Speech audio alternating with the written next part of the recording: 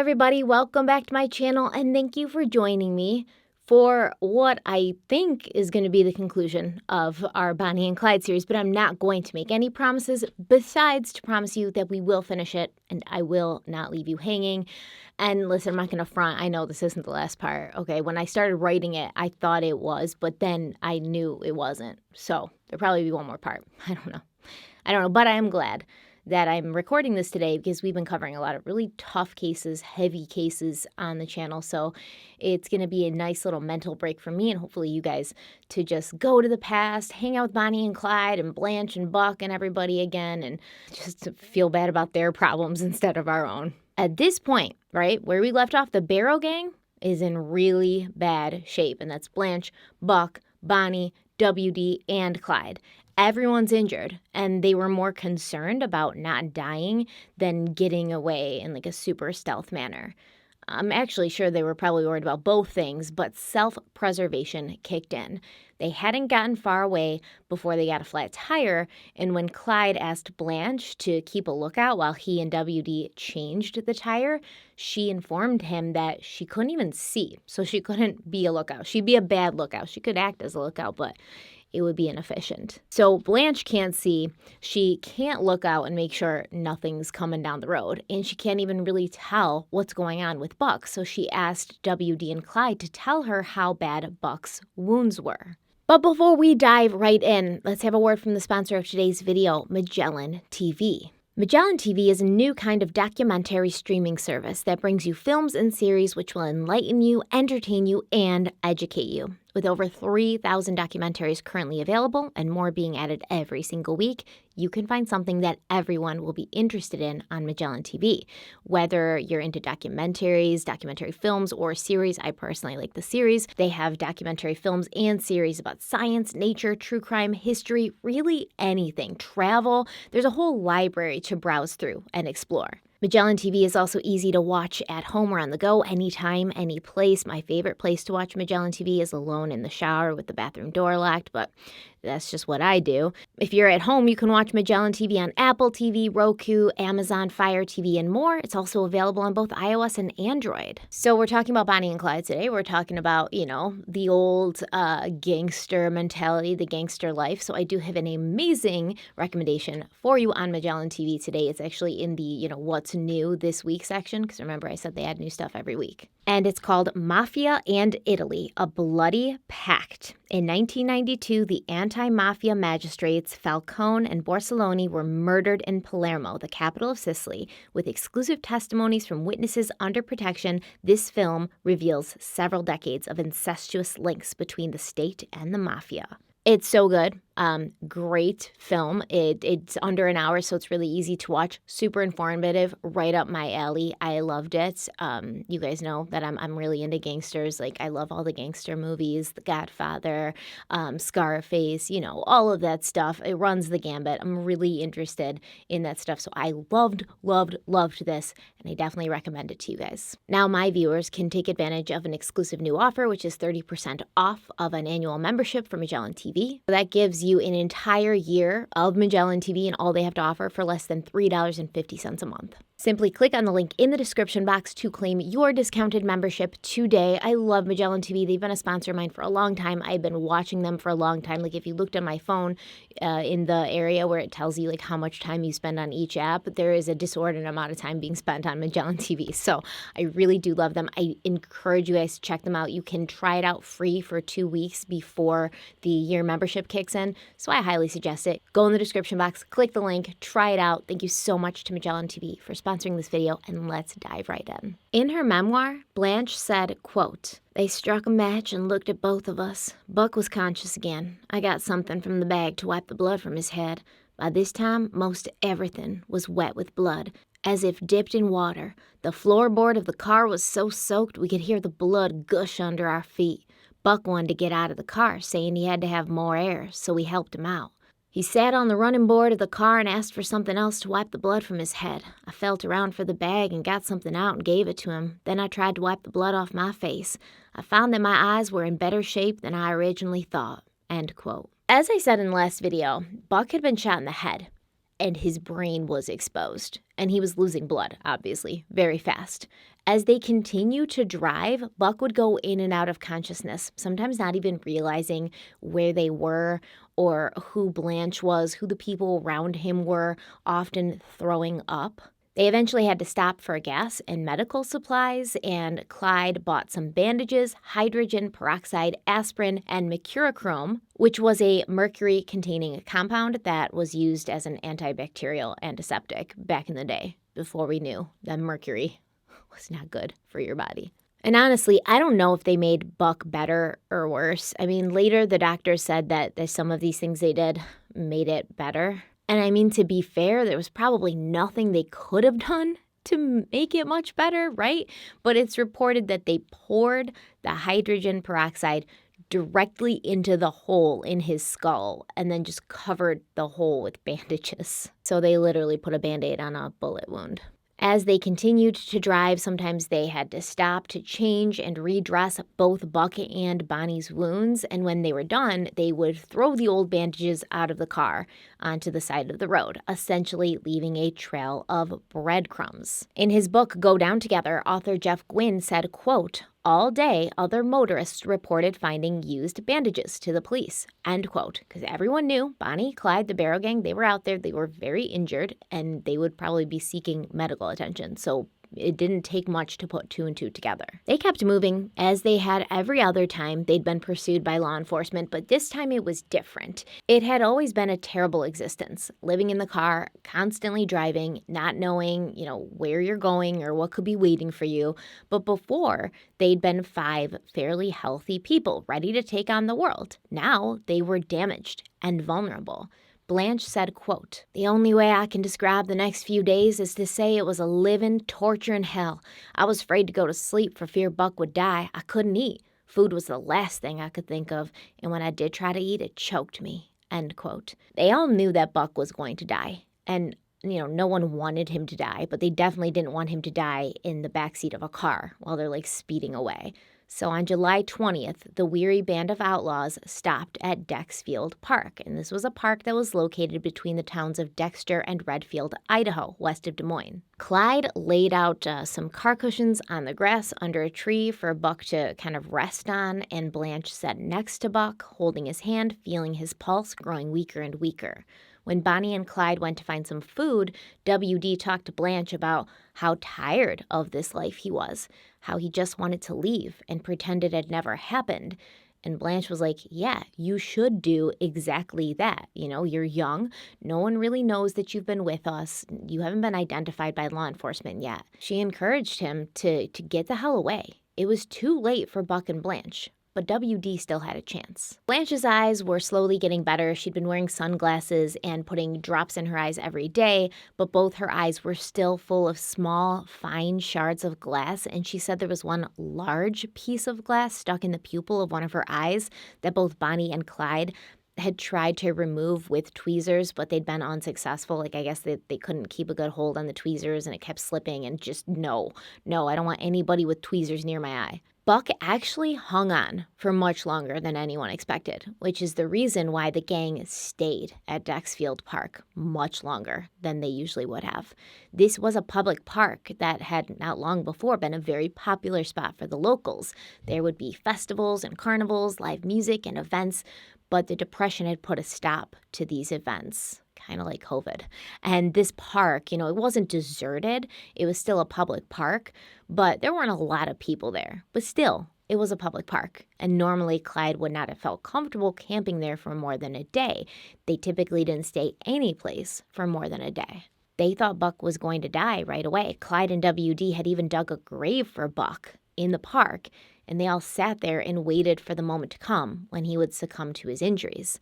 Buck also knew that he wasn't going to make it, and he spent most of his lucid time worrying about Blanche and, trying to get her to rest and to eat. So no one had been expecting to be in Dexfield Park more than a day or so, but when the days ticked by, they were faced with a problem. They could not load Buck back in the car and drive somewhere else. He deserved to die in comfort and peace, but they were exposed, and they had nothing, right? Their things had been left behind at the tourist court in Platte City. Their Ford V8 was riddled with bullet holes, so it's obvious what just went down with this car. Their clothes were not only filthy and covered in blood, but they were all torn up as they had needed to kind of rip these clothes up to make makeshift bandages. So they ran out of store-bought bandages. They've pretty much torn their clothes up all they possibly can. So someone would obviously have to go into town, get more medical supplies, get a new car that didn't look like it had just been in, World War II, and fresh clothes. Now, Buck and Clyde had both made a promise to their mother, Kumi, that if either of them was ever seriously wounded, mortally wounded, they would do everything they could to get him back to her so that he could die with his family. Because Buck was hanging on by a thread, but he was hanging on, Clyde felt, maybe he would be able to keep this promise to his mother. He'd already made several trips into nearby Dexter over the past few days. On Friday, July 21st, Clyde had gone to a clothing store and purchased several shirts from a man named John Love, who I think owned that store or worked there, but he also served as Dexter's night watchman. After this, Clyde had gone to a restaurant and ordered 5 dinners to go and a block of ice, and he asked the restaurant to give him plates for his to-go food, promising to bring the plates back the next day. Clyde also went to a pharmacy and bought burn salve, more bandages, and hydrogen peroxide. The next day, he returned the plates to the restaurant and got 5 fried chicken dinners with some more plates because Buck had just not been eating. He was in really bad shape. Blanche wasn't eating because Buck wasn't eating, and she was worried about him. Buck wasn't eating because he's literally got a hole in his head. But they were like, what do you think you could eat? What are you hungry for? And he was like, well, I feel like anyone could eat fried chicken. So Clyde went and got him some fried chicken. Feeling a little more bold after these trips into Dexter that had been uneventful, they hadn't been spotted, Clyde and WD went into the town of Perry to steal a new car that would bring them back to Texas so that Buck could die at home. And they did find another V8. That's what Clyde wanted. It was a car that belonged to a man named Ed Stoner. So then they drove both the old bullet-riddled car as well as the new one back to the camp, and then they planned to leave at first light the next day.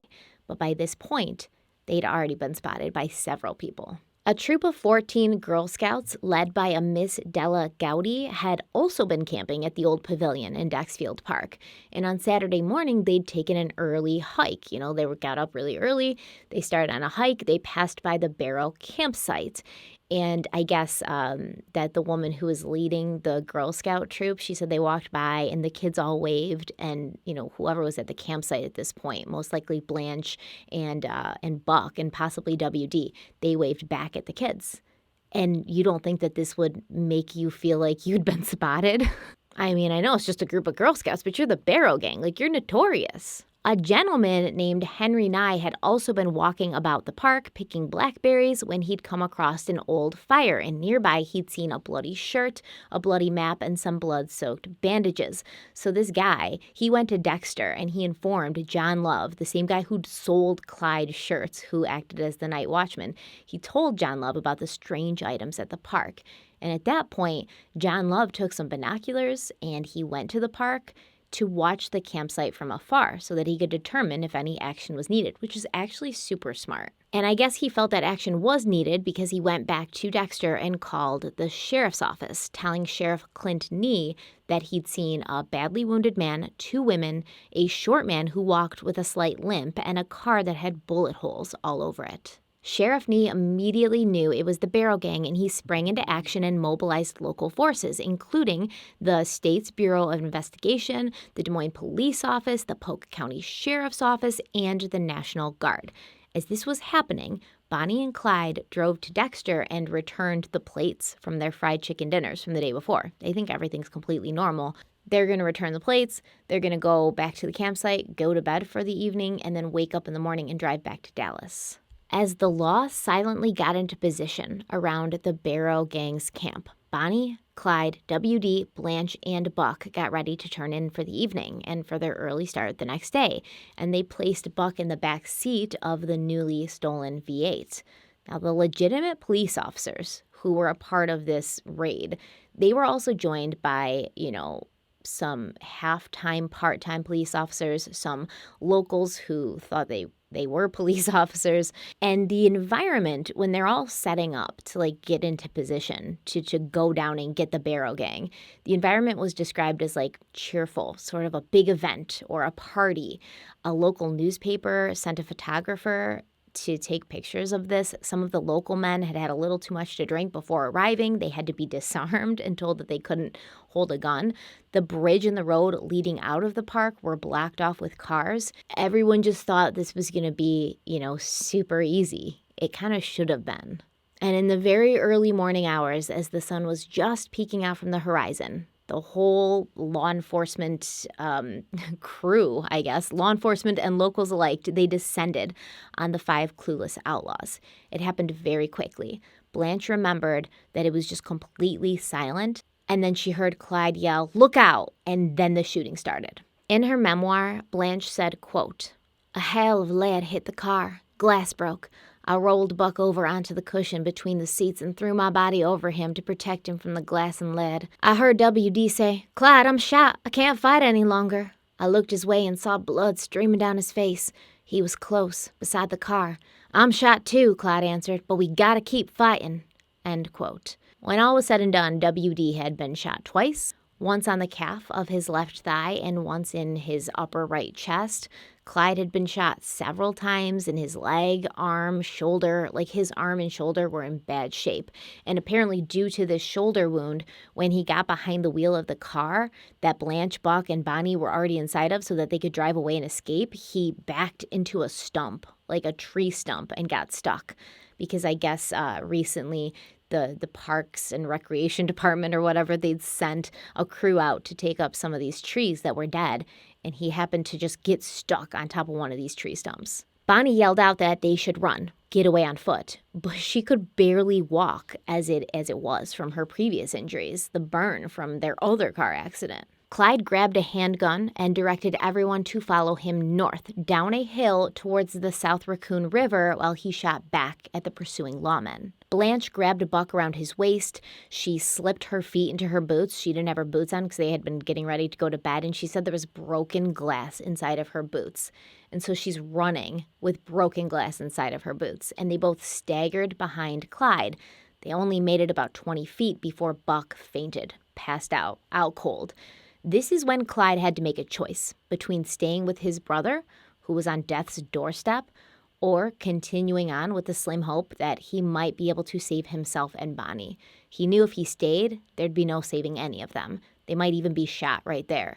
But he also knew that if he left Buck behind, he would never see him again. And Clyde ran. He left Buck. He left Buck and Blanche behind. He and W.D. got on either side of Bonnie and helped her get down the hill and over the river. Blanche fell down next to Buck, brought down by his dead weight because he's fainted. She refused to leave him behind. Blanche said, quote, "I called to Clyde, but they didn't stop. I worked with Buck trying to bring him to. When he did come to, he spoke. 'Baby,' he said, 'leave me. You can get away alone. I'm too tired to go on.' I got him to sit up so he could lean on me. I told him I wouldn't leave him, ever. We would both die together if I couldn't get him away. The only way I would ever leave him would be for the officers to take me away from him, and only for his sake would I give up alive." End quote. To her credit, Blanche really tried hard to get Buck away, but it just wasn't possible. She said that they did make it to the top portion of the hill, but they had to stop because he was going to faint. So let me kind of set this out for you because it's a little confusing. The campsite was here, right here, and then there's a hill. And then on the other side of this hill, there's a river.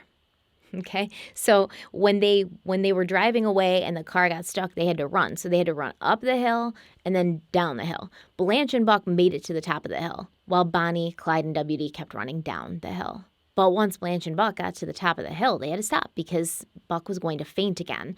So they sat down, they took a rest.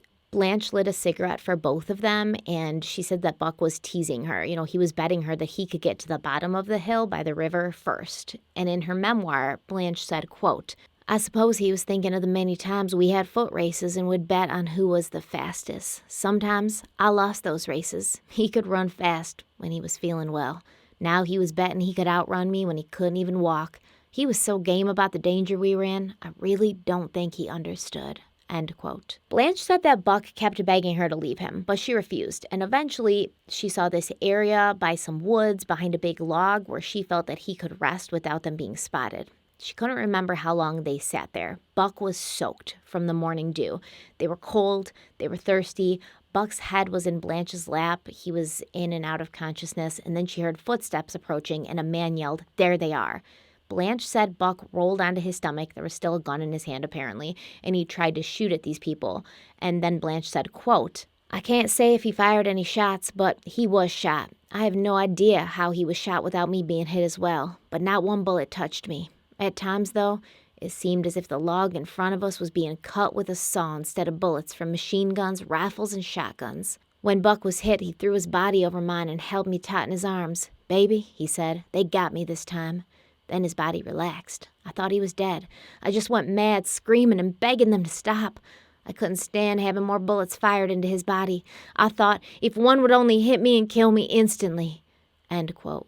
So this is where you see the famous picture of Blanche being held back by police officers. She's wearing sunglasses and she's screaming. You know, this is the keening wail of somebody who thinks they've just lost the love of their life.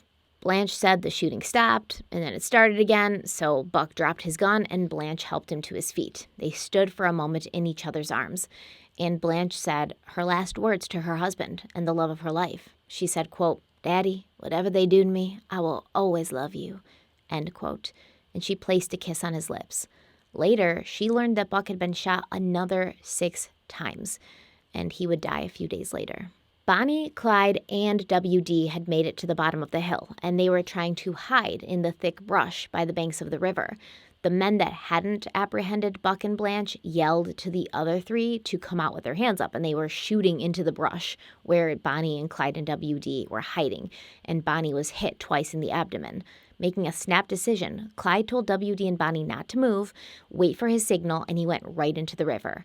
If I had been Bonnie, I would have been like, this dude's leaving me again, you know, and who could blame her for thinking that, right? He'd left her behind once before, and she'd just seen him leave his own brother. So, yeah, obviously, this is do or die time. Bonnie can barely walk. Maybe Clyde's going to leave her. But according to those who knew Bonnie, who talked to her about this afterwards, she never even thought that. You know, the thought never crossed her mind. WD remembered that while they were waiting for a sign from Clyde, Bonnie told him she wished she had a gun that she could use on herself, since she knew that Clyde was probably done for and she didn't want to go on without him. All right, so you've got this river. I think it's like the Raccoon River, whatever. It's a river.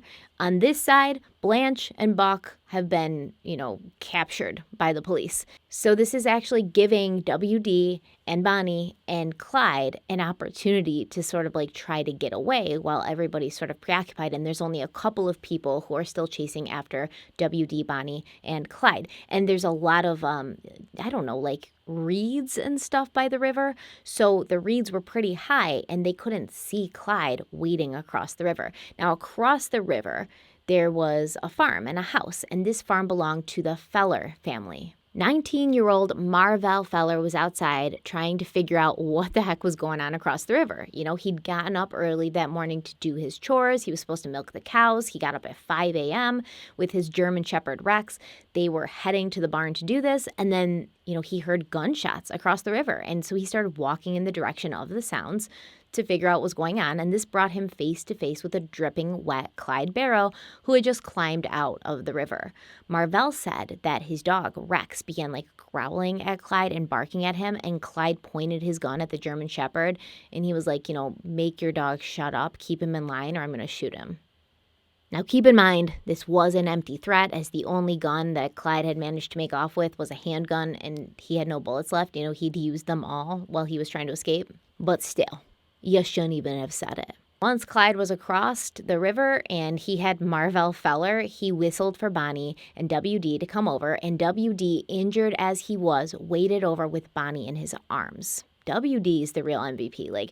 There was a time I didn't like him because I believed what the very little that I had read. Or, at least, what's published about him, where it usually makes it look like he betrayed them after. But WD was very, very loyal. So WD, Clyde, and Bonnie are on the other side of the river, but the police on the other side that they just come from, they don't know that yet. So they can still hear them yelling into the now empty like brush and reeds, "Come out with your hands up," not realizing that the outlaws had already made it across the river, which is kind of hilarious. This strange group of Bonnie, Clyde, WD, and Marvell's dog Rex, they were soon joined by Valley Feller, and this was Marvell's father, and Clyde demanded that Valley and Marvell help Bonnie, so they did. They carried Bonnie, who was almost passed out at this point, to their farmhouse. So as they walk up to the farmhouse, Mrs. Feller, Valley's wife, she's coming out of the house with Marvell's 9-year-old sister, Louise. They're coming to run out and tell the boys that the Barrow Gang is, in their backyard, essentially, like across the river in the park, because they heard it on the news. And what they see is Marvell and Valley walking up with Bonnie, who's completely soaked. She's wearing only a thin nightgown that's like covered in blood from her wounds. So I just imagine Mrs. Feller's running out. She's like, "You'll never guess what we just saw in the..." Oh, I see. Well, you already know. But it's kind of funny. I can't remember where I read this, but Marvell, who's 19, right? He's helping to carry Bonnie. She's in bad shape, but she's wearing only a nightgown, and it's like soaked from the water in the river. And he made a comment after, when he was interviewed by reporters, where he was like, "She looked pretty good to me." Like, she looked pretty good to me in her soaking wet nightgown and nothing else. Like, this girl has lost all this weight. She's been sick. She can't walk. She's got bullets in her stomach, but he's, checking out the wet nightgown like it's spring break in Miami, Florida, circa 1999. So now we've got the whole family involved, the whole Feller family, and Clyde was like, "Listen, I don't want to hurt you, but we're being shot at by the laws, and we need to get out of here, so we need to take your car." And Valley Feller was like, "Well, we have 2 cars. One is up on blocks, like it doesn't even have wheels on it, so that's not going to work. We do have a 1929 Plymouth, but it has no gas in it, because it's the Depression and the Fellers hadn't been able to afford to even put gas in their car. It wasn't a Ford V8, but beggars can't be choosers. And Valley Feller was nice enough to offer kerosene as a substitute. It wasn't ideal, obviously. It's not a good thing to put kerosene into a car that runs on gas, but it would get them a little ways away before the car realized what was going on and just stopped running. Like, at this point, I don't even know why they're still running, especially WD. They're all shot. They're all in bad shape. But Clyde didn't want to go back to prison, and it feels like he drives this. Bonnie and Clyde drive this, because Bonnie's going to do whatever Clyde does. So if Clyde had been like, "Listen, let's just turn ourselves in. I don't want anybody else to die," I think Bonnie would have gone along with that. But they just kept running. And I don't know, maybe I'm weak or a coward, but I would have just been like, "All right, man, take me. I'm tired." Like, at this moment, I think that Easton Prison sounds pretty good. The Fellers' Plymouth would later be found abandoned in Polk City with its windshield shattered because Clyde had driven it into a telephone pole. Not on purpose, of course. He wouldn't have done that to the Fellers, but, he was just really messed up. And these people have a tendency of just crashing other people's cars, which is a little rude. Especially since the Fellers couldn't even afford to put gas in their car. But I guess the city did help them fix it, so they didn't have to pay for the windshield to be fixed. So obviously it didn't take long for the lawmen to get to the Feller farm from across the river when they were chasing Clyde and Bonnie and WD, who were long gone. And they got filled in on what had happened. But by that time, Clyde, Bonnie, WD, they'd already put miles between them. And then they abandoned the Plymouth and then stole a V8 in Polk City because, Clyde's got to have his V8s. He probably blamed the Plymouth for crashing into a tree. He was like, "See, this is why I only drive V8s, because Plymouths just drive into telephone poles and trees." When that new V8 that was stolen from Polk City was found abandoned a few days later, it was filled with bloody bandages and newspapers that had written about the shootout in the park. Most likely, it was Clyde who'd bought them, looking for some sign of what had happened to his brother, what had been Buck's fate. Now, Blanche had been brought to the jail in Des Moines, and a doctor was called who removed most of the glass from her eyes. She was then told she was going to be brought back to Missouri, and she was led into an office where police officers from Platte City and Kansas City were waiting to talk to her. She said some of the police were kind to her, but not all of them. So just as an example to show you how literally miserable the past months had been for the entire Barrow gang, when Blanche was weighed in jail, she only weighed 81 pounds. That was 33 pounds less than she'd weighed 6 months prior. Now, it was here that she met Holt Coffey, the Platte County Sheriff, met him officially, when they weren't shooting at each other. And Holt Coffey, he told Blanche that both he and his son had been wounded in the gun battle outside of the tourist court in Platte City. And Blanche said she turned to him and she said, quote, "Don't you feel like killing me like most of the rest feel?" And Coffey responded that he didn't work that way, that he tried to be kind to everyone. And Blanche and Holt Coffey would actually go on to have a very long relationship. It's actually kind of sweet. And, sometimes my husband, I'll talk to him about the cases that I cover. This is off topic, but you guys are with me for this Bonnie and Clyde series, so I'm sure by this point, you don't even care. You don't even know what's going on. You're probably stuck in some WandaVision sort of situation here with me in this Bonnie and Clyde series. My husband said to me, actually last night, because I was talking to him about the new case that I'm looking into, he was like, I don't always want to hear this stuff. It's really dark and it gets me down. And I don't know how you do it. And I was like, well, yeah, they're very sad, but I do find in every case some sort of burst of light somewhere, even if it's small. Somebody who's kind to somebody else, somebody who reached a hand out when they didn't have to, a parent who won't stop fighting for justice for their child, a community of people keeping a victim's name alive, things like that.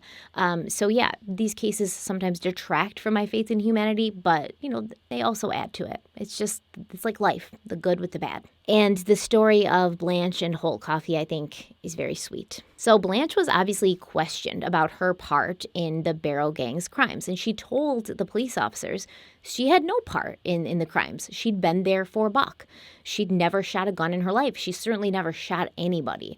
She was the only member of the gang that they had access to, so it was very hard for them to accept that it was their bad luck to have the only one who'd never done anything wrong. And she said in her memoir something like, they didn't believe me. They didn't believe that the only reason I was there was for my husband. I think they did believe her, but I think they were also thinking we need to tell the media, to tell the public that we've caught somebody dangerous, we've done something good here.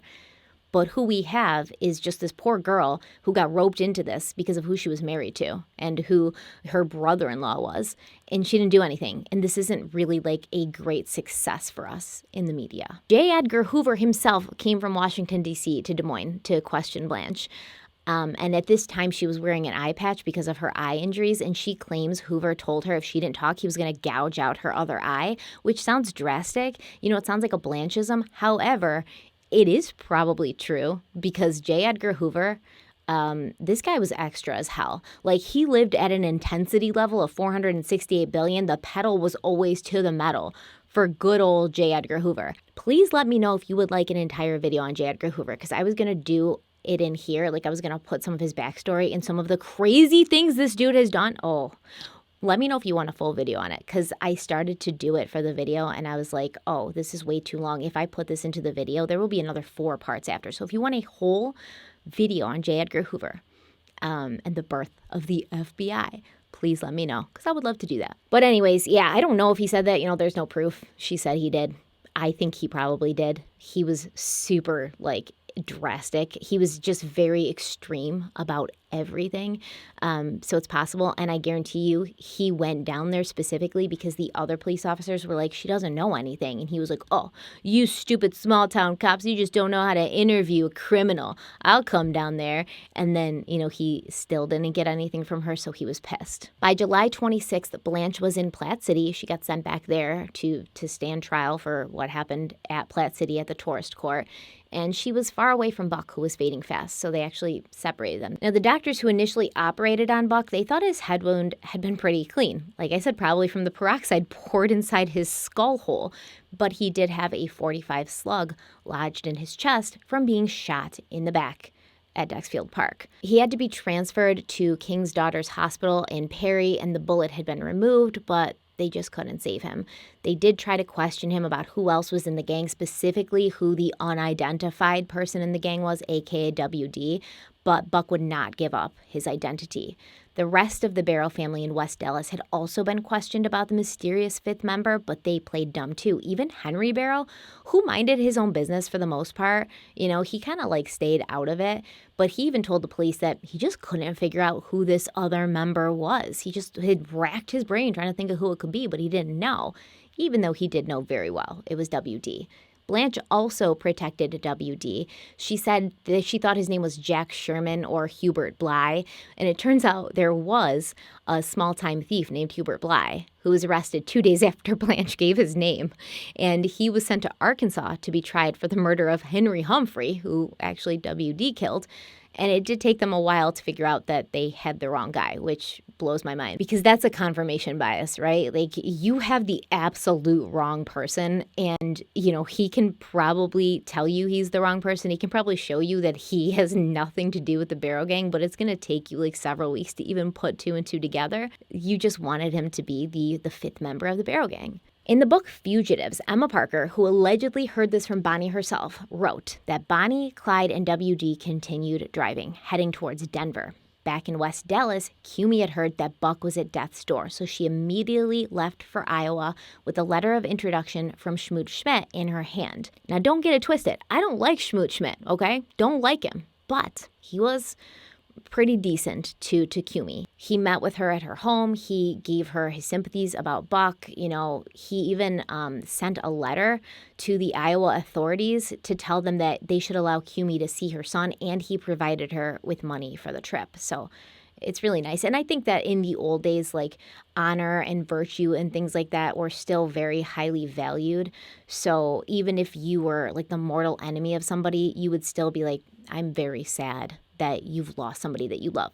I wanted to see your son behind bars, but I'm sorry that you have to see him die. And I feel today that's very, very much lost because now it seems if something happens to somebody that's bad, but the majority of people don't like that person, there's just no sympathy. There's no heart for anything that this person's going through. And that makes me sad. We have to keep our humanity, and we have to keep trying to give each other love and support, even if we don't agree with everything that the other person says. And we really see this illustrated here with Holt Coffey's relationship with Blanche and Schmoot Schmidt's relationship with Cumie, because, he did end up spending a lot of time with her over the course of him chasing her sons. Cumie wasn't the only person who made the trip to go see Buck, though. Elsie Barrow, Emma Parker, Billie Jean, they all went to Iowa as well. And before they left, Cumie told a reporter, quote, "I don't care what people say, they're my boys and I love them." And then she went on to say that she didn't believe they'd done all that they'd been accused of doing, which, they didn't do all they were accused of doing, but they did enough where I don't know if you should really be dying on this hill. I do understand loving them still, no matter what, right? But they've killed people, they've hurt people, and you can say that what they did is wrong. It's not going to kill you to do that. When they arrived on the 26th, Buck was still alive, thankfully, but he was delirious and he had pneumonia from the surgery. The next day, he fell into a coma and he died on Saturday, July 29th, at the age of 30, holding his mother's hand and asking for Blanche. Blanche, in the Plate City jail, was informed of her husband's passing by Holt Coffey and his wife, who did their best to console her. Now let's talk about what happened with Blanche in the years following this. So she stayed in Plate City for 6 weeks before pleading guilty to assault with the attempt to kill Sheriff Coffey, and apparently the only reason that she pled guilty and she went along with this, even though she never actually attempted to kill anyone or even shot a gun, was because she didn't think any jury in the world would believe her, because the media had already painted her as a gun-toting, murderer. So why would they believe her? She ended up being sentenced to 10 years in the Missouri State Prison, and she started her sentence on September 4th, 1933. And the same night that she arrived, the warden of the prison, J.M. Sanders, arranged for a Jefferson City eye specialist named Dr. Stanley Howard to treat Blanche's eyes. She wrote a letter to her mother on September 7th and said that the doctor had removed some glass from her eye, and it was still quite painful for some time after this. But both the prison officials and the doctor had been very kind and helpful to her since she'd arrived, and everybody was really sweet to her, and they were trying to help her get better. Blanche actually didn't stay in prison the full 10 years. She was released on March 25th, 1939. But while she was behind bars, she had not a too bad of a time, right? She didn't actually have a horrible prison experience. She befriended other female prisoners, including Irene McCann and Edna Murray. And these are two very interesting women in history. I really wish I had more time to go into their lives and their backgrounds. But essentially, Irene McCann was a sweet young girl who grew up in Alabama. She taught Sunday school. She was well behaved, but then she turned 18 and left home. She was traveling around to places like Dallas and New Orleans, working as an actress and a waitress and a dancer before marrying a 17-year-old Joplin boy named Albert McCann, who makes Clyde Barrow look like a saint. Okay? Albert was a drunk. He was violent, but he hid all of this, right? He asked her to marry him. Within 2 weeks, they were married. And then after that, Irene was getting beat by Albert on a regular basis. So Albert and his buddies, they were kind of like gangsters, outlaws. They robbed stores, stole cars, just like the Barrow Gang. But they also killed people, and they tried to get their friends out of prison, just like the Barrow Gang. And Irene would wait in the car while they did all this, just like Blanche and Bonnie. But in mid-December of 1930, during an attempted jailbreak, Albert killed E.O. Bray, a jailer. And by the end of the day, the media was calling Irene Albert's female accomplice, and within weeks they were both arrested. Irene was sentenced to 10 years. She tried to escape twice while in prison, once in collaboration with another one of Blanche's prison friends, Edna Murray, also known as the Kissing Bandit, also known as Rabbits Murray. I know we're not supposed to look up to outlaws and gangsters, and I'm with you there, but Edna Murray was like a badass. She was a Depression-era outlaw in the 30s. She got one of her nicknames, the Kissing Bandit, due to her tendency to kiss the men she was robbing. So she'd rob them and then kiss them. But she was known by her people, the outlaws, as Rabbits Murray, because she had the uncanny ability to escape even the most desperate situations. And in prison, Blanche and Edna and Irene, they became tight. They were like the little girl posse in prison. Blanche started working on lots of stuff while she was behind bars. She had her mother send her a camera, and she started working on her photography skills. She'd always been interested in photography. She'd take pictures of her life in prison and put them into a scrapbook, along with several letters from young men on the outside that she was corresponding with and sending pictures to. These young men, they were attracted by Blanche's beauty, her notoriety, obviously. It's not just women who try to get with men who are in prison. It seems to be on both sides of the aisle. She actually maintained some serious and long-term relationships with one or two of these men. That's another story in itself. But in October, Blanche's eye patch finally came off, and even though she could barely see at first, her vision did start to improve, although she would struggle with her eyesight all her life and eventually lose her eyesight completely in that one injured eye that had the big shard of glass in it. May have been from Bonnie and Clyde also digging around in that eye with tweezers, but it's just my opinion. And like I said, Blanche remained very close to Sheriff Coffey and his wife, the man that she was in prison for attempting to murder. While she was in prison, Blanche received many letters from Coffey and his wife. She sent them many letters. And in one of her many scrapbooks, I think she had 6 or 7, there was a Christmas card that was sent from Sheriff Coffey, and it's addressed to Darling Little Girl, and it's signed Ma and Pa, Mr. and Mrs. Holt Coffey. Is it just the sweetest thing you ever heard? Like, what a good man he is, though, honestly, because there's people, most people, like, if this woman was a part of, like, a group that was trying to murder you, you would probably have a hard time, forgiving that. You definitely wouldn't be sending her Christmas cards. You might forgive it, but I don't know if you'd be sending her a Christmas card. Blanche wrote other letters to her family and friends where she talked about listening to a lot of good new music on the radio in prison. She said some of the songs reminded her of Buck, which is so sad. They had dances and bands with like the men's prison, and Blanche reveled in this because she really loved music and she loved to dance. She was very good at dancing. She even applied to a correspondence dancing course, which was done by mail. It's a correspondence course, so they'd send you the information and the material. And by 1937, she'd learned the jitterbug, the rumba, the samba, and the tango. I feel like if prison was like this for everybody, everyone who goes away would just come back out like a super talented dancer and like a scrapbooker and a great photographer. Like, maybe we should work on that in the prison system. Except for people who hurt children, and then they should sit in an empty room by themselves forever. There were movie nights in prison.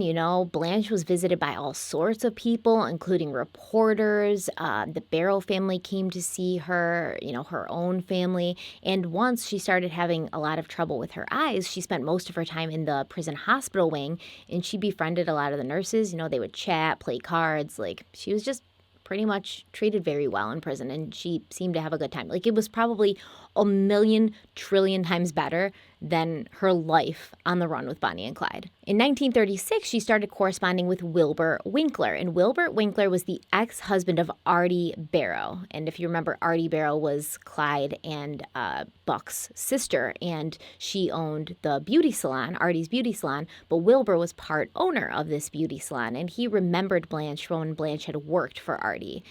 Now, Wilbur and Artie had since been divorced. Wilbur was already remarried, so I don't think that there was anything like uncouth going on between Blanche and Wilbur, but he was really hankering to help Blanche. And I mean, many other people wanted to help her too. Wilbur wrote letters to state officials, but he wasn't the only one. The governor of Missouri, Guy Parks, the chairman of the State of Missouri Board of Probation and Parole, J.M. Sanders, as well as Paul Rentz, who was the commissioner of the Department of Penal Institutions in Missouri, they all wrote letters to state officials. They all tried to help. They said they would pay for Blanche's medical expenses when she got out of prison. They would help her find a job. They would pay the expenses to get her from Missouri to Texas. There was a lot of people who stood up for her, who went hard for her. And Wilbur Winkler told Blanche that, he would even contact the Texas Board of Cosmetology to see about getting her beauty license renewed. And on March 25th, 1939, Blanche was released from prison at the age of 29 with only 2 years of probation ahead of her. Within a year, she'd remarried to a man named Edwin Burt Frazier, a man who loved to laugh. He was easygoing. He was a master carpenter. He was handsome, okay? Real handsome. And he was a really great guy for Blanche, actually, because besides his really chill personality and his undeniable skill and good looks, he was a very good singer. He played instruments. Did I mention he was super handsome?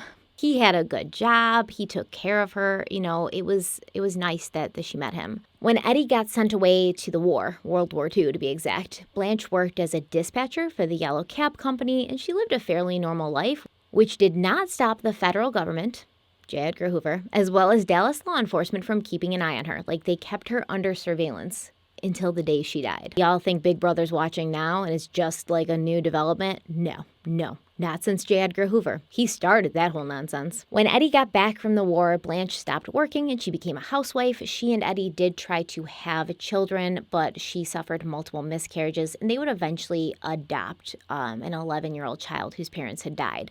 Once again, a completely different story. It's a very long story, and we just don't have the time to get into it, but look it up if you're interested. Eddie, he sang in the church choir. Blanche taught Sunday school. Eddie became a supervisor at a Dallas architecture firm. And in the mid-'60s, Warner Brothers came calling on Blanche. They were making a movie about Bonnie and Clyde starring Warren Beatty. And Warren Beatty wanted to really get into the character. So there'd been other films made about Bonnie and Clyde before. Nobody had ever approached Blanche. But Warren Beatty, he was, I believe, one of the very first character actors, the people who really, really wanted to get into the character that they're going to be playing, the role that they're going to be playing, like when Leonardo DiCaprio met with, what's his name from The Wolf of Wall Street. Now, the movie would mainly be filmed in and around Dallas, and when Warren Beatty wasn't at the set, he was in Blanche's living room having tea, playing the piano for her, chatting with Blanche about the good old days. She would tell him stories about her time with Bonnie and Clyde, and Warren Beatty and Blanche, they got really close. Warren told her, he was a friend to her for life. If she ever needed anything, she should call him. And even though Blanche was not a fan of the end product, she really did like Warren Beatty. But she said, quote, "That movie made me look like a screaming horse's ass." And she later claimed it almost caused her husband to divorce her, because what they did with this movie is they mixed Blanche's real character, like her real personality, with a couple other people. And they do this sometimes in movies where if it's based on a true story, they don't want to have so many characters. They'll take 3 characters and sort of meld them into one character. And that's what they did. I believe that they melded her with Raymond Hamilton's girlfriend. And it wasn't a great depiction. She felt that way. And her husband, Eddie, he's a simple guy. He wants to work. He wants to come home and have dinner with his wife. He doesn't want all this attention. He probably didn't want Warren Beatty in his living room either, to be honest. But so it did cause some tension between them, but their marriage wouldn't be on thin ice for long because 2 years after the movie came out, Eddie unfortunately died from cancer at the age of 57. After Eddie's death, Blanche reconnected with the Barrows, but then Blanche also reconnected with Bonnie's sister, Billie Jean, who at that point was just going by Jean, but we're going to keep calling her Billie Jean because it's too much to remember. And when Blanche and Billie Jean hooked up, Blanche stopped hanging out with the Barrows, and they seemed to sort of resent this a little bit. The last time that they saw her was at Elsie's funeral. Unfortunately, he also died from cancer at the age of 66, but she wasn't even on friendly terms with them at that point. She was just paying her respects to Elsie. And it's crazy to think that this little boy, Elsie Barrow, who we've kind of watched grow up and seen him, he's riding a bike and now he's driving and he's drinking with his friends and he's got girlfriends and he wants a car and looking up to his older brothers. We've seen him grow up and then he's dead. It's sad. In 1984, the year I was born, Blanche moved to Cedar Creek Lake in Coffin County with Billie Jean and Billie Jean's new husband. And apparently, Blanche and Billie Jean became inseparable. They were like Thelma and Louise. They were the best of friends. They went fishing together. They went grocery shopping together. And Billie Jean's husband said that they were the two most obnoxious, embarrassing people to go shopping with because they would be in the same store, but they'd be in different aisles and they'd be shouting across the store to each other about the sales and the state of the fruit from different areas of the store. So Blanche would be like, these lemons look awful today. And then Billie Jean would be like, but there's a sale on pineapples. And I guess they loved Oreos. So every time they went shopping, they always came back with a bunch of Oreos. And then when people would look at them strangely, because they're out in public and, they're acting like damn fools, which is my favorite way to act in public, by the way. But they would be given these weird looks and people would try to figure them out. And Blanche and Billie Jean would giggle to each other and say, if only they knew who we were. So it was a big joke. Blanche died on Christmas Eve, 1988, and she was buried in Grove Hill Cemetery in Dallas. This is not the same cemetery that Buck was buried in, which is kind of sad. I'm sure she was buried next to her current husband, Eddie. But I bet you that, there was a part of her even till the day she died that wanted to be buried next to Buck. Now, before we leave Blanche behind, I'd like to read you a few lines that she wrote just before her world imploded. It was a short poem called Sometime. Across the fields of yesterday, she sometimes comes to me, a little girl just back from play, the girl I used to be. And yet she smiles so wistfully once she has crept within. I wonder if she hopes to see the woman I might have been. I do really believe if Blanche had never met Buck, her life would have been completely different. It would have been the life that she'd pictured for herself. The woman she might have been would have been a reality. But I also believe that you really can't help who you love. So she didn't feel like she had much of a choice. Let's return to the three remaining members of the Barrow Clan, Clyde, Bonnie, and WD. They were in bad shape in every possible way. They left Iowa and they planned, for some reason, to go and hide out in Colorado until the heat died down.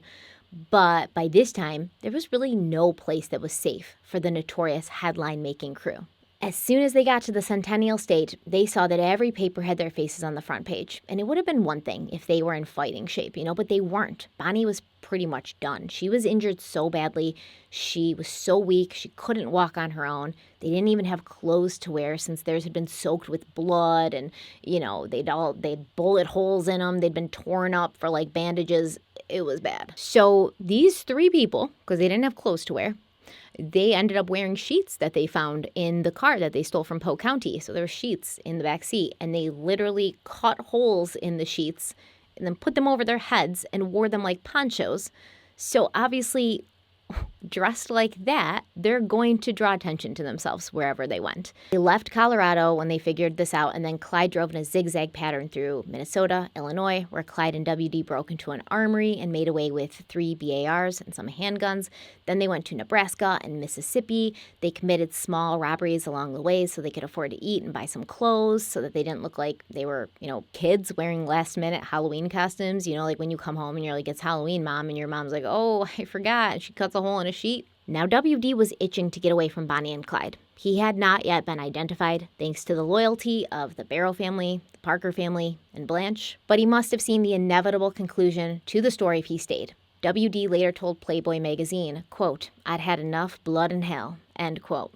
He promised to stay with Bonnie and Clyde until they'd healed a bit more. He didn't want to leave them in the lurch when neither of them could even drive. And Clyde understood this. He told WD, yeah, I completely support your decision to get away from this. I would if I could.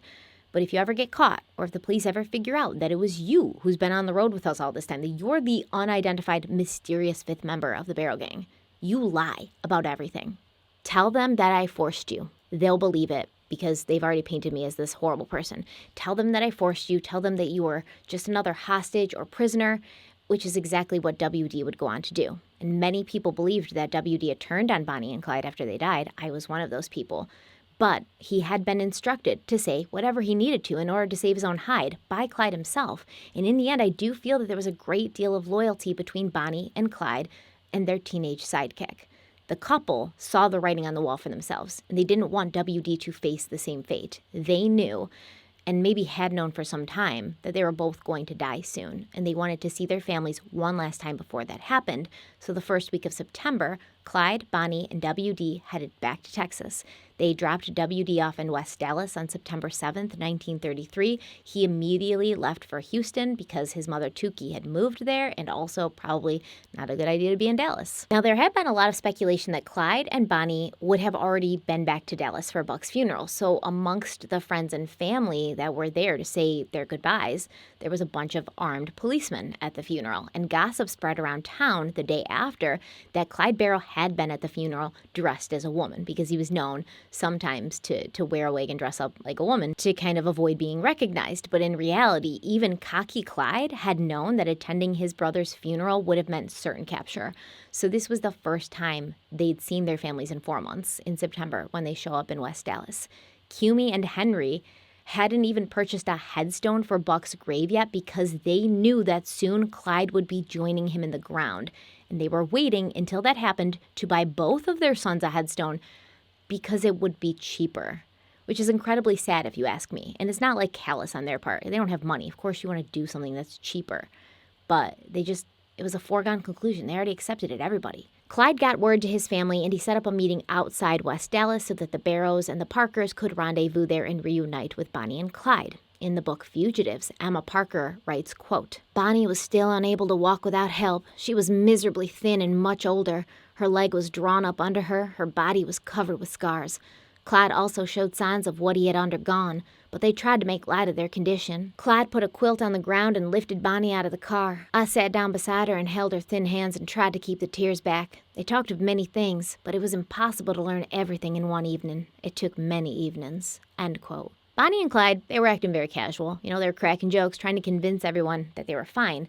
But everyone could tell they were scared. And maybe they were thinking twice about their life choices. Clyde's sister Marie later said that she felt for the first time in his life, Clyde was looking at his family and their simple life of poverty in West Dallas and feeling that in comparison to his life, it looked pretty good.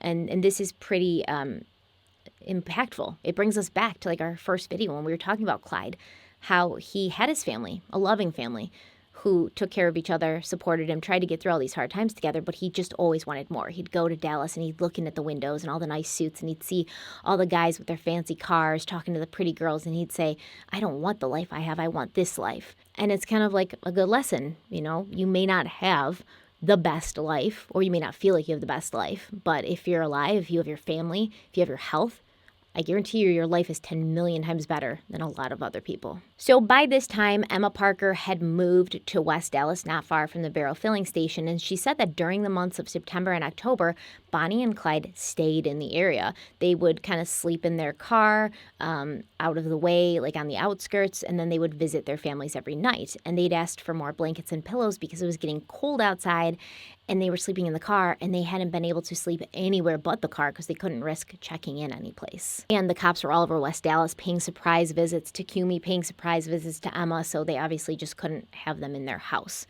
And although this time was stressful and everyone was living under a cloud of anxiety that the Dallas PD might realize Bonnie and Clyde were in town and take them out any minute, they were also kind of happy times.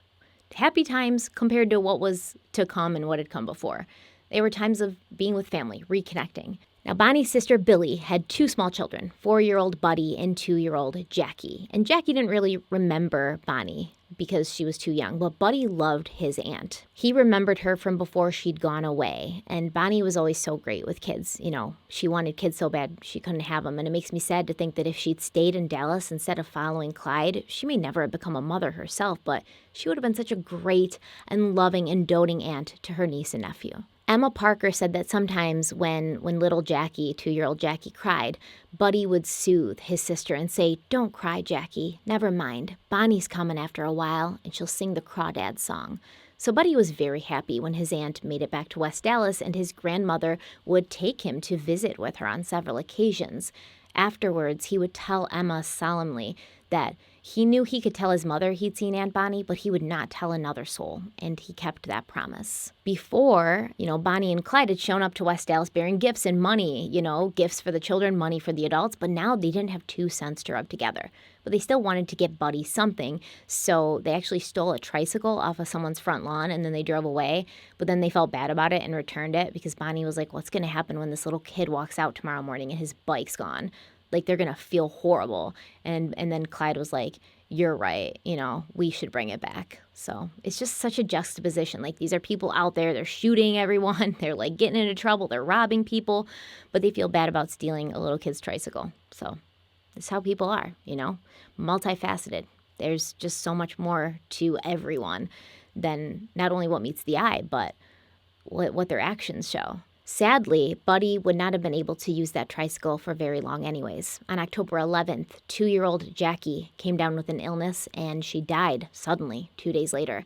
Not long after, 4-year-old Buddy came down with the same illness, and he also died. In the space of just a few weeks, Billie Jean had lost both of her small children, and Bonnie Parker was no longer an aunt. When she heard the news, Bonnie went back to the bottle, started drinking heavily again. Emma tried to convince Bonnie to turn herself in, saying, Blanche had only gotten 10 years, and Bonnie would have a chance. She'd never shot anybody either. She was only 23. She could go to prison for 10 years, get out, and when she was 33, and still maybe have an opportunity to have a life. But Bonnie was like, no, she couldn't be convinced. She was like, I'm Clyde's girl. He's my man. And we're in this together till the very end. There were really no options for Bonnie and Clyde at this point. Clyde no longer had WD to help him commit robberies or act as a getaway driver. Bonnie was too injured to do either of these things. And if he couldn't steal what they needed, he couldn't survive. Clyde would need to bring others into the fold so that Bonnie could be cared for by her family and get better, and then he could get the monies and the supplies that they would need to not only survive, but maybe even get away. Clyde hooked up with 2 small-time Dallas crooks. These 2 guys, they both knew of Bonnie and Clyde, obviously looked up to Clyde. They'd both escaped from prison. Their names were Doc Potter and Henry Massengale. And together with Clyde, they went to Oklahoma to rob some local businesses. But in a sort of a remembrance from the baby dumbbell days, they happened to get into town right after a huge breakout happened at the Oklahoma State Prison. And there was cops everywhere looking for the men who had escaped.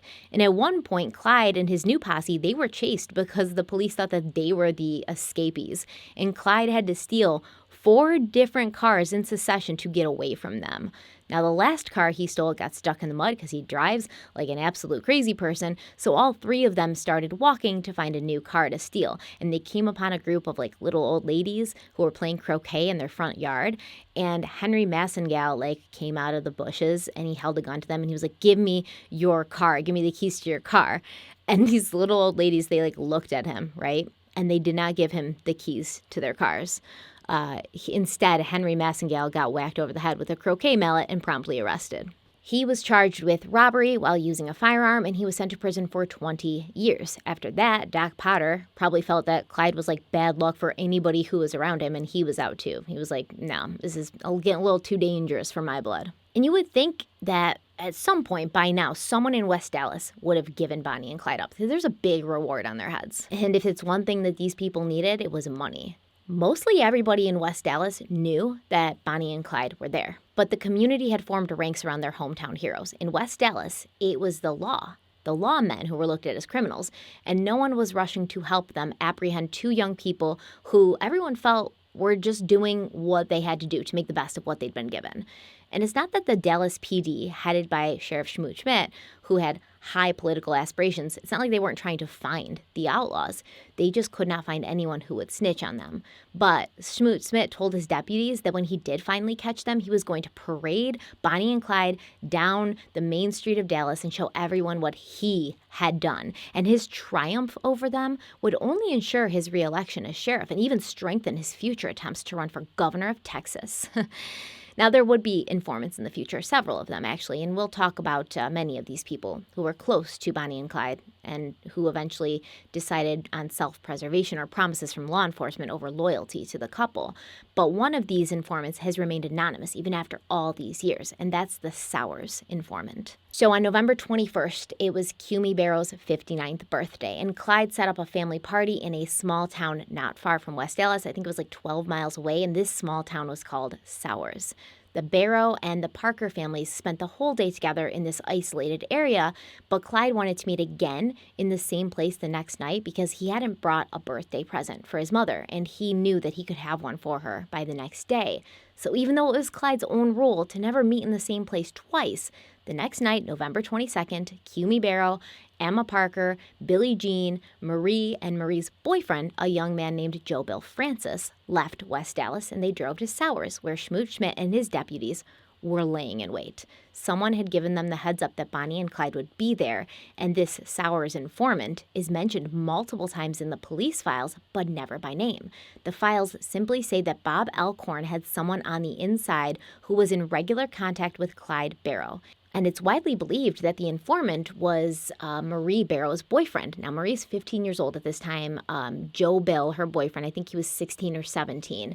And they were dating at this time. They'd be married 6 months later. But Joe Bill was already a criminal, which would have made it really easy for law enforcement to lean on him, to threaten him in some way to reveal this sensitive information because they have leverage on him. So like maybe they caught him committing an illegal activity. They were like, hey, you can go to prison for life for this, stealing this car, and we'll make sure it's the most miserable time you've ever had, or you can give up Clyde and Bonnie, who you have no loyalties to anyways, and we'll act like this never happened. Now, I found this really great Bonnie and Clyde blog, and in this blog, the writer says that there was a letter in the Dallas FBI files, and this letter was sent from Special Agent in Charge, D.L. McCormick, so Special Agent in Charge of the FBI in Dallas, and McCormick sent this letter to J. Edgar Hoover, and the letter was dated February 6, 1934, and the letter states that the fingerprints of Joe Bill Francis had been forwarded to the FBI from the Dallas police, but they'd been obtained confidentially, meaning he wasn't arrested. Like there was no record of an actual arrest when his fingerprints were taken. The letter also requests that Hoover not communicate with the Dallas police about these fingerprints, so apparently it was kind of a secret. Some speculate that it may have also been Billie Jean, but I have a really hard time believing that. Not only was Billie Jean herself later a target of law enforcement, and you'd think, if she'd made a deal, she would have included immunity for herself. But after losing both her children, I would think that Billie was more interested in preserving what was left of her loved ones and her family. Either way, someone told the police, I think it was Joe Bill Francis or Bill Joe Francis, I don't know his name, but he has 2 first names.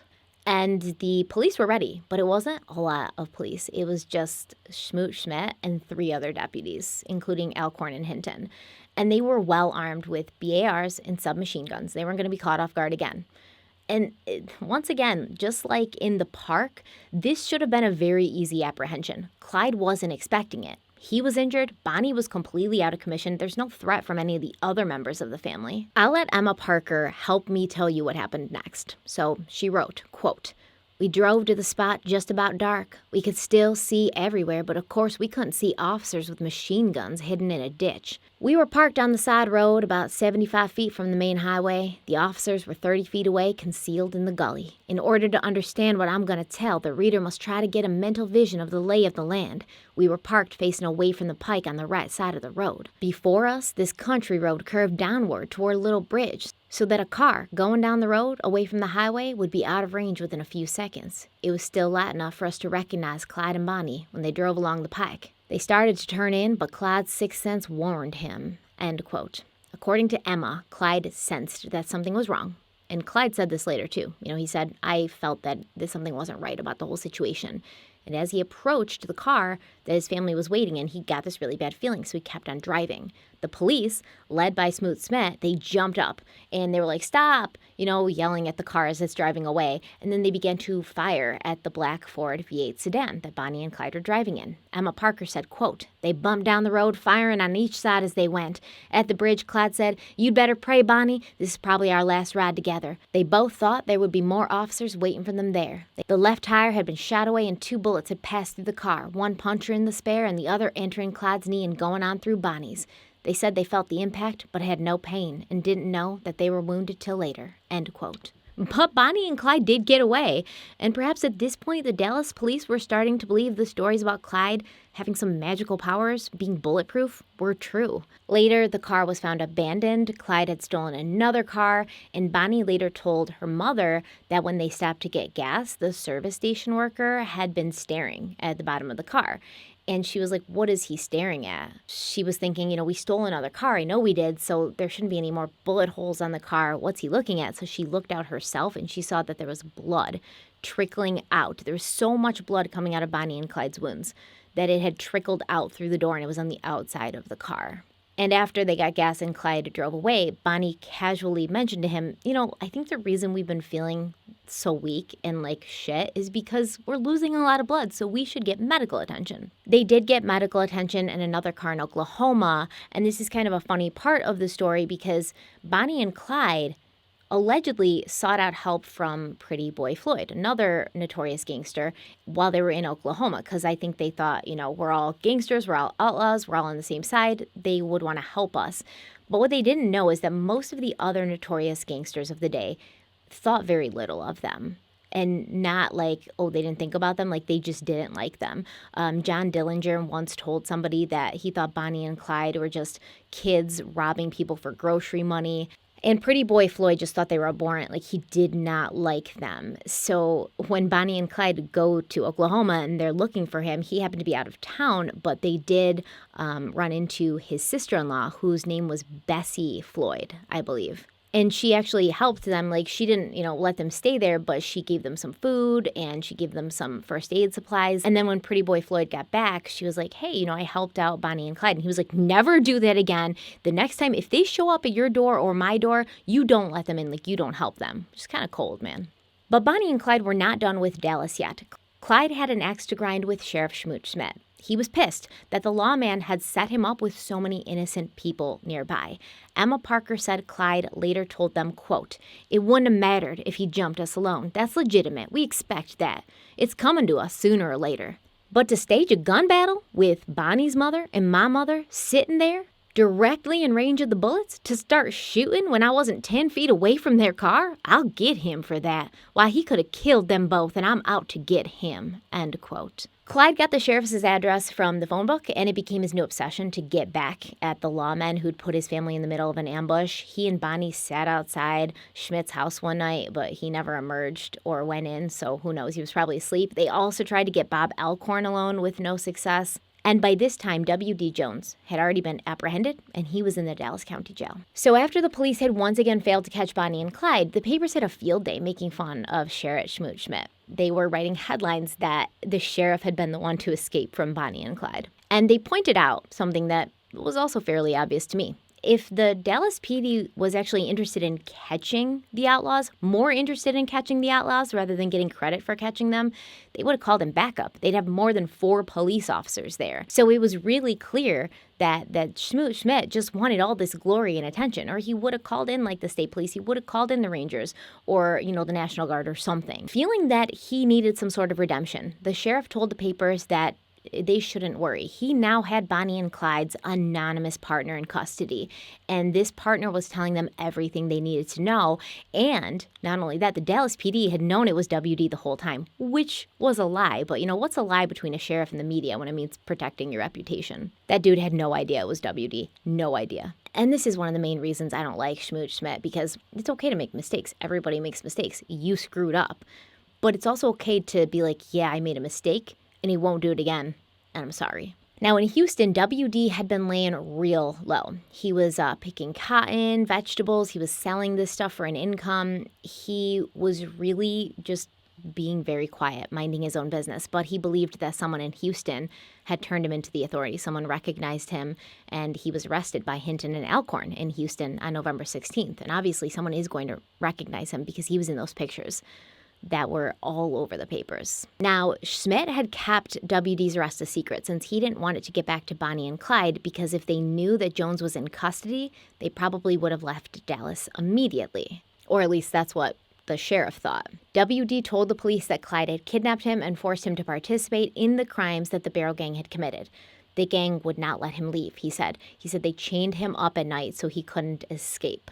WD also said, listen, guys, you need to protect me, because once Clyde figures out I'm in custody, he's going to come and kill me to keep me from talking. So he was playing the victim thing up really well, which is fine because Clyde told him that he should do that.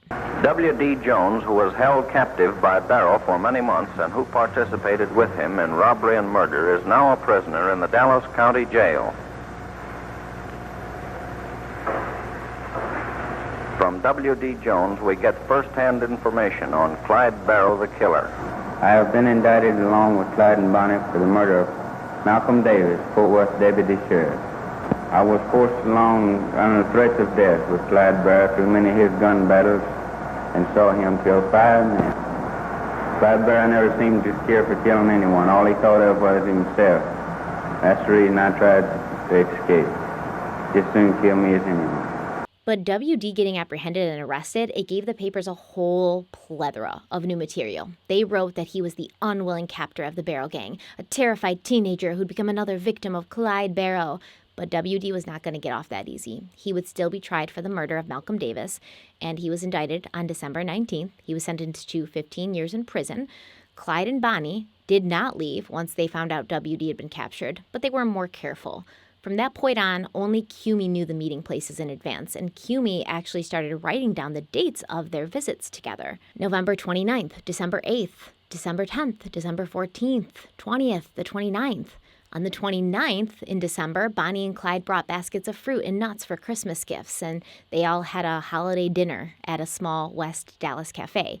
January 4th, January 7th, the 10th, the 13th, the 15th, the 18th, February 13th, the 18th, the 22nd, March 3rd, March 12th, March 19th, March 24th, March 27th. So Bonnie and Clyde were just here the whole time, probably the most dangerous place for them to be. They were there for months and seeing their family often. And I'm kind of actually glad that they got the chance to do this. Now, in mid-January, during one of their family meetings, LC told Clyde that Floyd Hamilton, who's Raymond Hamilton's older brother, he wanted to meet with Clyde and go over a plan to get Raymond out of the Eastham prison farm. And we're now circling back to the good old jailbreak obsession that Clyde had kept firmly in his brain since he'd served time there himself.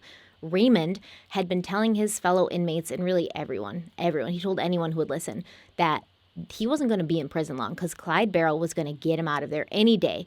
But no one paid him any mind, including the prison guards, who felt safe on their isolated and well-guarded large piece of land. On January 10th, 1934, James Mullen, a prison friend of Raymond's, was released, and 2 days later, he paid Floyd Hamilton a visit, asking him to get in touch with Clyde Barrow on request from Raymond.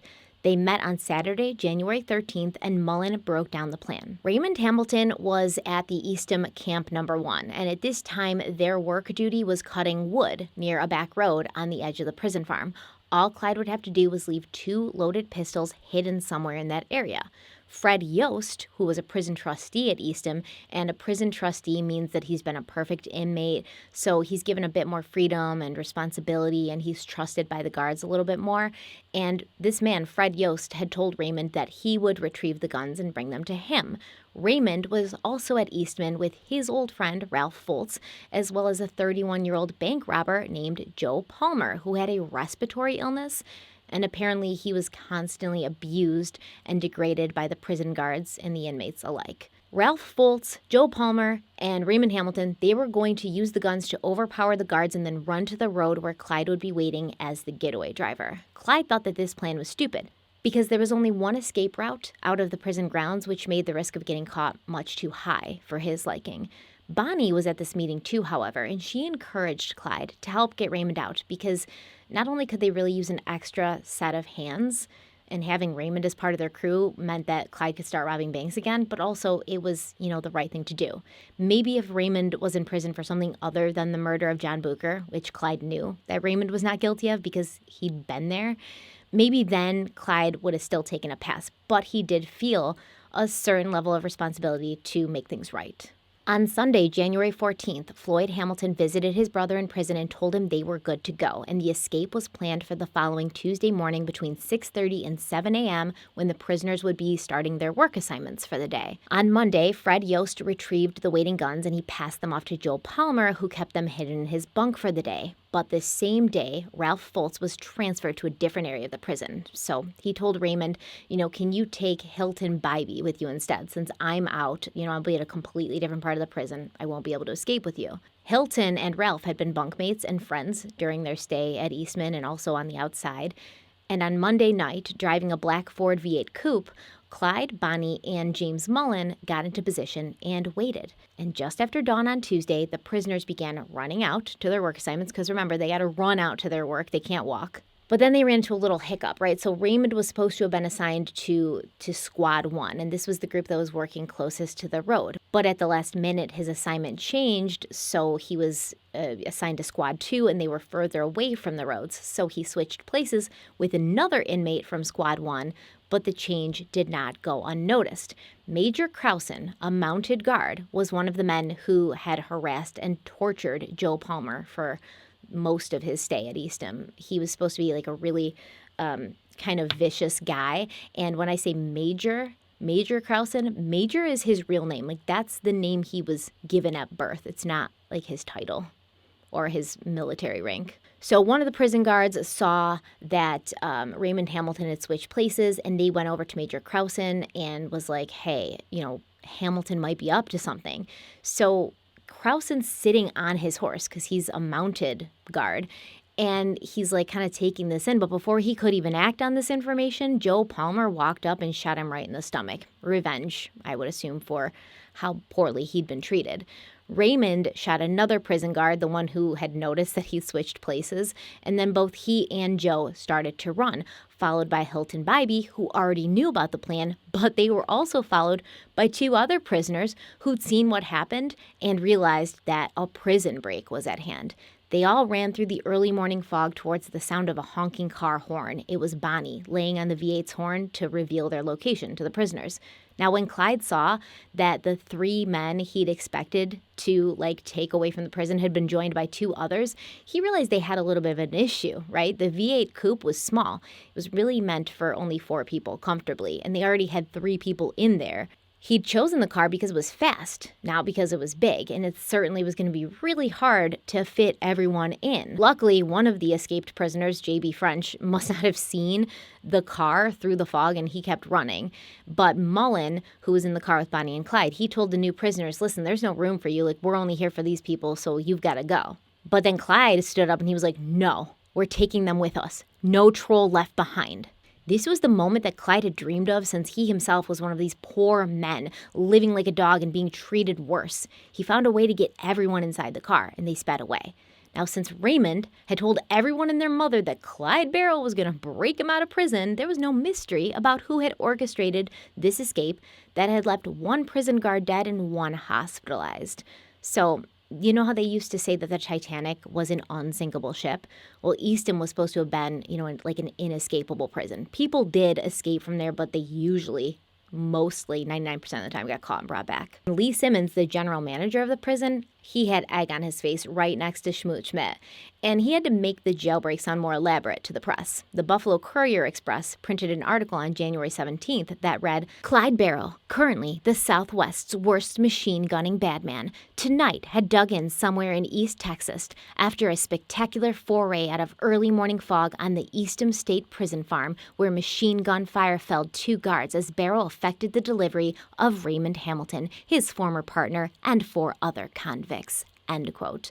The papers also asked the public, can we feel safe, when the prison can't even keep their criminals behind bars? And Lee Simmons was humiliated, and he blamed Clyde Barrow. Clyde Barrow's over here making mortal enemies everywhere he goes, right? He already had Smoot Smat, all of the Dallas PD on his ass. He had J. Edgar Hoover and the FBI chomping at the bit to get him, and now Lee Simmons wouldn't rest until Clyde was captured and sentenced to death or killed in battle. Who cares? He didn't care. And thus, we see the formation of the Posse, a group of law enforcement officials from different areas, states, departments, working together to not only chase Clyde Barrow when he committed a crime, but to tirelessly track every move he made, to wear him out and catch him off guard until he could run no longer. And it was this group who would eventually be the end of Bonnie and Clyde. And yes, that's the end of today's video. So I guess there's going to be another part, at least one, maybe two, because there's a lot I want to cover about, especially like after. We're going to talk about it. Thank you guys so much for being here. I really, really appreciate you sticking out with me. I'm glad you're enjoying this, for those of you who still are. And I think one day, it'll be kind of cool that somebody can start watching part 1 and just watch right through to part 7, 8, 9, 10, 11, 12, whatever, wherever we end up. Thank you guys so much. I really, really appreciate you. Don't forget to like this video if you liked it. Subscribe if you haven't subscribed already. Share the video if you think it's worth sharing, or share the whole series if you think it's worth sharing. Also, follow me on social media, Instagram and Twitter. The handles are in the description box. Usually just Steph Harlowe, Stephanie Harlowe on Instagram. Also, follow my podcast, Crime Weekly, that I co-host every week with retired police detective Derek Levasseur. We put out episodes every Friday, and I think it's been a really good time. It's fun to discuss these cases with somebody, because my husband doesn't want to hear about them. So I will see you very, very soon. Stay kind, stay beautiful, and stay safe. And I love you. Bye.